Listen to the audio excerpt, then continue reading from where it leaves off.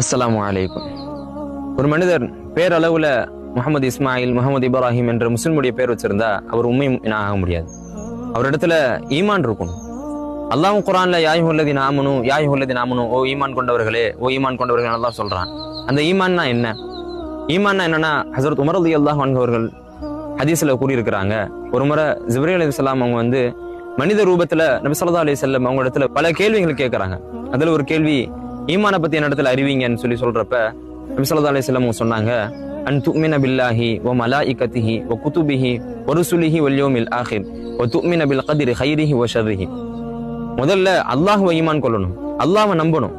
இரண்டாவதாக மலக்குமார்களையும் நம்ம ஈமான் கொள்ளணும். வேதத்தையும் உன்னுடைய ரசூல்மார்களையும் எல்லாத்தையுமே நம்ம நம்பணும். மறுமையினாலும் நம்ம நம்பணும்.